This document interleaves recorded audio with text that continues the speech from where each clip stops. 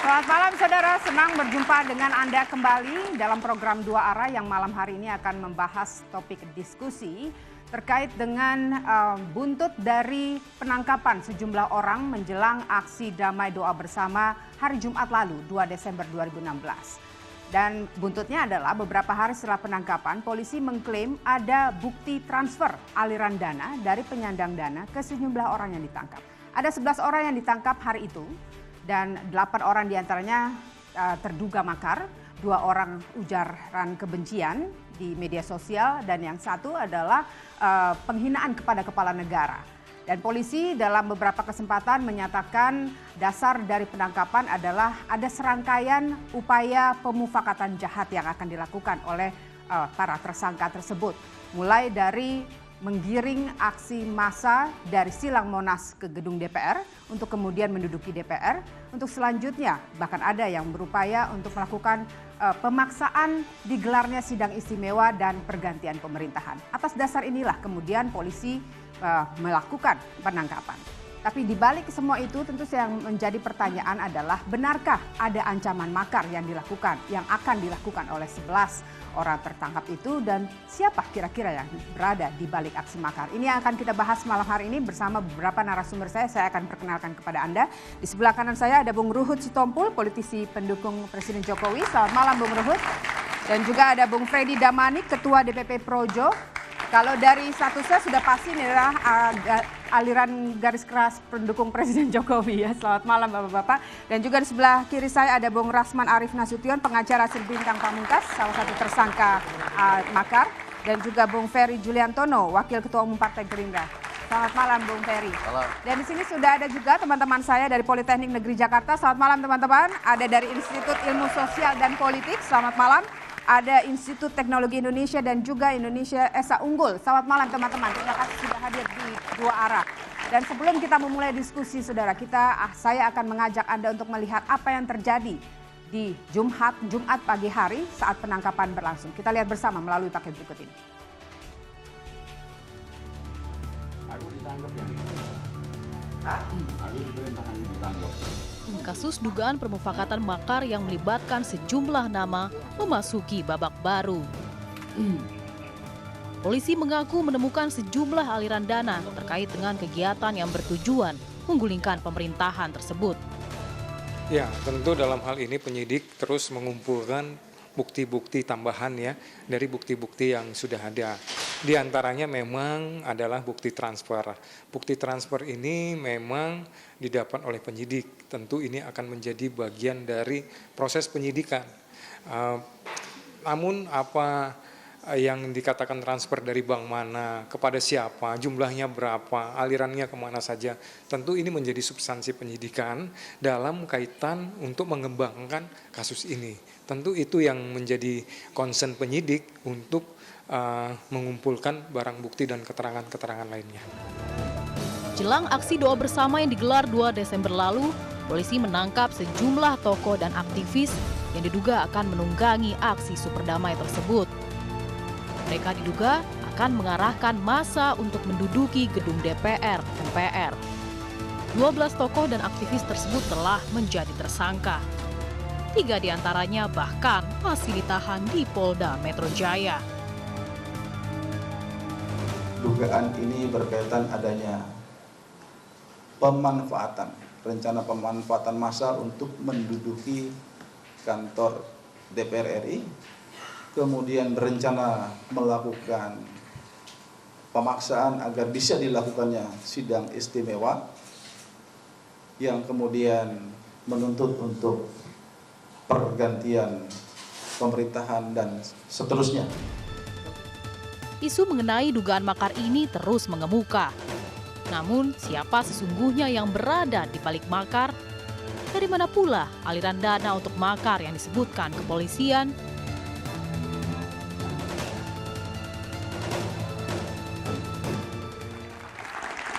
Saya revisi sedikit bahwa hari ini jumlahnya bertambah menjadi 12 orang tersangka makar yang karena hari ini ditangkap lagi mantan anggota DPR yang menurut polisi menjadi tersangka dalam kasus makar. Saya awali diskusi ini dengan ke Bung Rasman. Bung Rasman, salah satu klien Anda, Sri Bintang Pamungkas, bahkan sampai hari ini masih ditahan Polda Metro Jaya. Tanggapan Anda ketika aksi makar ini ditujukan untuk klien Anda? Kita bicara makar, maka tentu kita bicara frame apa itu makar. Oke. Makar adalah bentuk kejahatan yang dapat mengganggu keamanan negara, meliputi makar yang dilakukan kepada presiden atau wakil presiden, wilayah negara dan pemerintahan seperti yang diatur dalam pasal 106 dan 107. Poinnya apa? Makar ini kalau dari terminologi memaksakan kehendak, itu satu. Yang kedua, kalau mengacu pada KUHP, makar itu satu, upaya membunuh presiden atau wakil presiden. Oke. Yang kedua, untuk menguasai sebagian wilayah, seperti misalnya Papua akan merdeka, itu makar, sehingga tidak jadi. Kemudian menggulingkan pemerintahan yang sah, ini KUHP mengatur.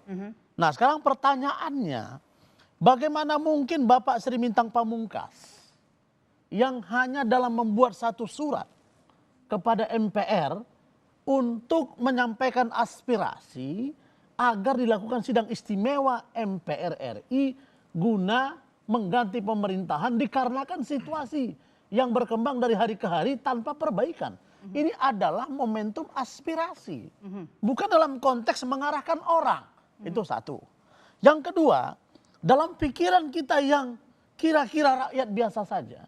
Pada malam itu saya berpikir sebelum ditunjuk sebagai kuasa hukum, apakah ada pertemuan yang dilakukan oleh 11 orang. Karena tadi pagi, tadi subuh tadi baru ketangkap lagi Bang Hatta Taliwang. Apakah mereka ini ada mengadakan satu pertemuan dan arahnya itu untuk memaksakan diri, kemudian merubah pemerintahan yang sah, mengganti, padahal ini sebenarnya kalau kita jujur, mindset kita masih terang. Ini background-nya menurut Anda adalah, penangkapan itu tidak berdasar? Background-nya adalah ketidakpuasan rakyat Indonesia terhadap Ahok, sehingga adanya jilid 1, jilid 2, jilid 3 bela Al-Quran atau bela Islam. Konteksnya di sana.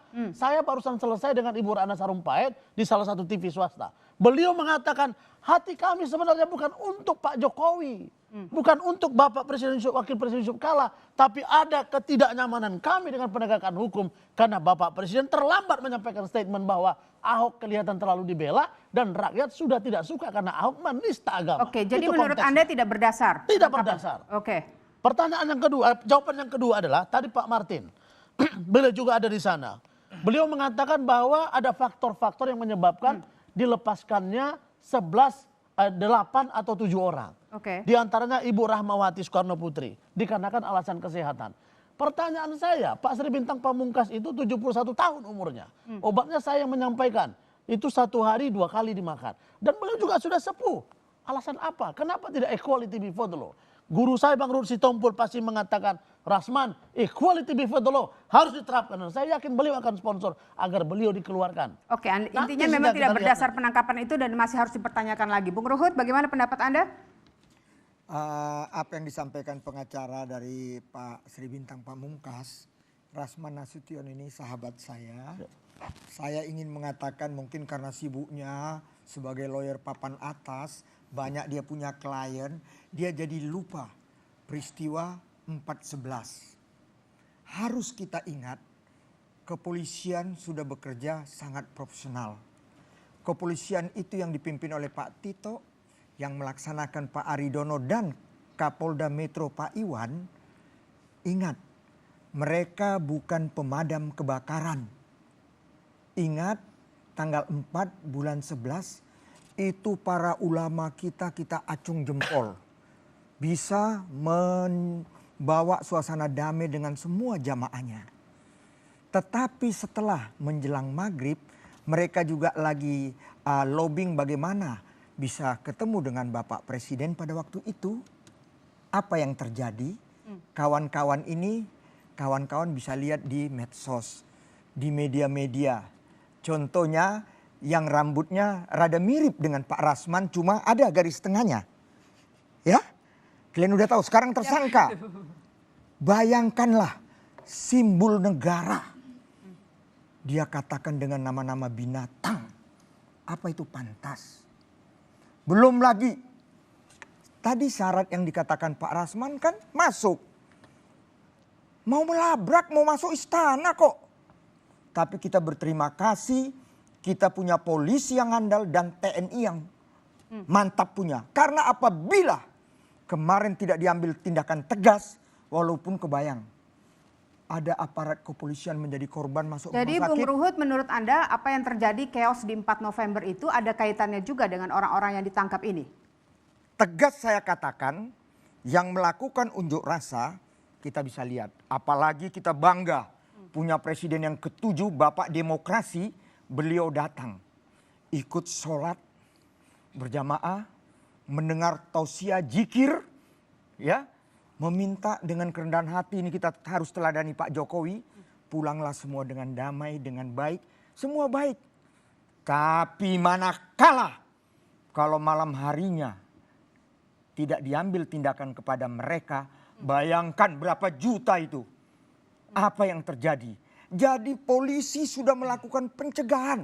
Begitu juga TNI, kita harus hormati. Bukan pemadam kebakaran. Kalau udah kejadian kita mau apa? Yang menjadi korban akhirnya rakyat kecil juga. Artinya menurut Anda memang ada dasar ketika penangkapan itu dilakukan berdasarkan apa yang terjadi di 4 November itu? Jelas. Polisi, saya dengar statement Bapak Tito, saya dengar statement Pak Aridono, statement Pak Iwan, itu tegas. Bukti permulaan mereka sudah punya, sudah lengkap semua dan mereka tidak main-main, bahkan tegas. Kita hormati apa yang dikatakan Pak Martin Sitompul tadi. Mereka juga sudah mengetahui siapa yang kaitan dengan aliran dana di belakang ini. Kita tapi jangan masuk ke dalam, itu tugas kepolisian. Ya, itu Hormati substansi saja kerja penyidikan, polisi betul. sekarang. Oke, Bung Ferry, silakan pendapat Anda. Terima kasih Bung Ruhut. Silakan pendapat Anda. Gini, Pak Ruhut dan teman-teman ya, pemirsa, perbandingan makar atau kudeta di sebuah negara itu contoh yang terdekat adalah usaha upaya kudeta pemerintahan yang sah di Turki. Melibatkan angkatan bersenjata, melibatkan banyak sekali unsur di dalam pemerintahan, dan juga banyak melibatkan dana yang jumlahnya ratusan miliar. Terbukti. Nah, perbandingan di Turki kemarin dengan apa yang terjadi di Indonesia dengan ditangkapnya beberapa tokoh-tokoh teman-teman aktivis itu jauh sekali. Jauh sekali karena apa? Karena dengan segala hormat, Ibu Rahmawati memang dari sejak dulu adalah orang yang memang punya cita-cita ingin memurnikan kembali Undang-Undang Dasar 1945. Saudara Sri Bintang Pamungkas contoh adalah orang yang kritis. Ya. Kemudian Pak Kiflan Zen dan Pak Aditya Warman. Pak Kiflan Zen setahu saya beberapa bulan yang lalu malah ikut membantu pemerintah menyelamatkan para sandera di Filipina. Kok bisa dianggap makar itu loh? Menurut saya nih, saya hormat dan berterima kasih kepada Pak Kapolri dan jajarannya karena tanggal 2, tanggal 4 maupun tanggal 2 Desember juga sudah berlangsung secara baik. Tetapi menurut saya yang khusus mengenai penangkapan tokoh-tokoh dengan tuduhan makar, menurut saya agak ketinggian, agak jump to conclusion, agak loncat kepada sebuah kesimpulan yang tidak mencukupi unsur-unsur. Saya sudah berbicara dengan Pak Martin Sitompul. Kelihatannya yang dianggap makar itu karena sudah punya rencana pemufakatan jahat. Ya. Padahal rencana pemufakatan meskipun kalau jahat. Saya ini pemufakatan jahat yang mana? Oke, meskipun kalau saya mengutip di ini ya, apa namanya, Kamus Besar Bahasa Indonesia, makar itu adalah juga perbuatan untuk menggulingkan pemerintahan sah. Belum ada bukti material, perbuatan. Orang aja ya dianggap berdosa, saya punya niat jahat, tapi saya belum melakukan perbuatan jahat itu, belum dianggap dosa. Kecuali kalau saya punya niat baik, belum melakukan perbuatan, saya udah dicatat pahalanya. Ini nggak ada apa-apa. Dan saya mohon maaf, kalau ini dipaksakan untuk kemudian meredam sikap kritis masyarakat terhadap pemerintahan, dengan tuduhan makar berbahaya. Karena orang nanti kemudian belum ngapa-ngapain atau menyampaikan kritik meskipun itu atau masuk dalam bahkan kategori preventif, meminta bagaimana, kepada Pak Ferry? sidang istimewa di DPR, itu kan prosesnya ada sebelumnya. Ada mekanismenya. Dan sebuah pemerintahan, seorang kepala negara, kalau dia melakukan kesalahan konstitusional, bisa kok dijatuhin. Memang ini nggak bisa dijatuhin apa gimana? Terus kalau Anda menilai ini masih berlebihan ya? Nggak bisa. Ya. Terus sekarang kalau misalkan dengan yang sebaliknya, kalau ada misalkan kepala negaranya melakukan kesalahan secara konstitusional, terus orang mau minta kepada DPR itu mekanisme konstitusional, kok dituduh makar. Terus kemudian kalau kita bandingkan dengan Turki jauh banget gitu. Nah, penghasutan itu paling mungkin di era demokrasi ini. Ya. Kalaupun itu pun harus dibuktikan ada nggak akibatnya, mengakibatkan kerusakan. Tanggal 2 nggak ada yang rusak, tanggal 4 kan juga kericuhannya juga sudah. Artinya menurut Anda kalau memang tidak ada penangkapan, aksi damai doa bersama 2012 itu akan tetap berjalan dengan damai? Sebaiknya saran saya kepada Pak Kapolri, pada saat itu seharusnya dilakukan pemanggilan. Kalaupun ada pemanggilan dalam rangka supaya tidak tercampur dengan alasan keamanan bahwa tanggal 2/12 harus berjalan dengan cukup baik itu. Tapi bukan terus kemudian dilakukan proses penangkapan ditempelin dengan label makar, saya agak khawatir. Bung Freddy bagaimana? Sudah pasti Anda terganggu dengan konteks ini. Bagaimana? Ya, jadi pertama begini dulu. Pemerintahan Jokowi JK adalah pemerintahan yang demokratis. Artinya pemerintahan yang berasal dari rakyat, dipilih oleh rakyat. Artinya kedaulatan itu berasal dari rakyat. Nah, jadi oleh karena itu pemerintahan ini juga adalah pemerintahan yang sah. Karena proses pemilihan umum itu, proses pilpres itu adalah berdasarkan undang-undang. Jadi pemerintahan ini pemerintahan yang sah yang diatur oleh undang-undang. Oleh karena itu kalau ada niat ataupun keinginan para politisi atau untuk melakukan suksesi pemerintahan, ikutilah mekanismenya. Ada mekanisme yang diatur oleh Undang-Undang Dasar, diatur undang-undang. Sabarlah sebentar, ada proses pemilu, ada proses pilpres 5 tahun sekali. Jadi Anda percaya ada ancaman makar ketika ini akan dilakukan? Berhubungan dengan makar, jadi Undang-Undang Dasar kita juga menyebutkan bahwa negara kita adalah negara hukum. Negara kita negara hukum, segala perbuatan itu harus berdasarkan oleh hukum. Nah, makar ini diatur dalam KUHP. Menurut saya ya, sebagaimana tindak pidana lainnya, cuma ini memang di bab 1. Artinya ada ancaman. Di bab 1 itu kejahatan terhadap keamanan negara. Pasal-pasalnya itu banyak.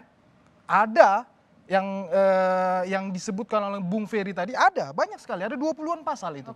Jadi ada macam-macam. Nah, yang kepada 11 atau 12 orang ini, kalau nggak salah pasal 107, menggulingkan pemerintahan yang sah tadi. Nah ini apa?